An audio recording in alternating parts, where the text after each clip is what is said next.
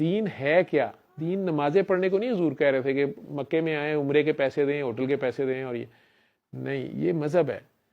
دین ہے اللہ کے نظام کو لاگو کرنا، ان کے لوگوں کے بھی، ان کے گھروں میں بھی جو غریب مجبور مرد عورتیں بوڑھے جو کمزور لوگ ہیں ان کے رائٹس کو بھی ایکویلٹی میں لانا، کہ ساری یہ اللہ کا مال ہے، ساری زمین اللہ کی ہے، یہ مخلوق اللہ کی ہے، اور ان کے لیے قانون سب کے لیے برابر ہے۔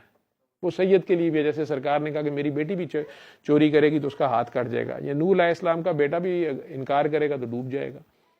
تو اس نظام کو اپلائی کرنا جو آج ہمارے ملک میں یا دنیا میں کسی مسلمان ملک میں نہیں ہے، دنیا میں ہے ہی نہیں کہیں پہ۔ آپ خلافت جب سے ہارے ہوئے ہیں تو وہ جو دین ہے آپ کا وہ نہیں ہے۔ دین یہ ہے کہ اللہ حاکم ہے اور آپ نے آخرت میں اس کو جواب دینا ہے، اس لیے آپ کو جو قوانین اس نے سیٹ کیے ہیں حلال حرام اور سارے کے، وہ آپ نہ صرف اپنے اوپر، اپنے گھر والوں کے اوپر، پورا معاشرہ اس کے مطابق زندگی گزارے گا۔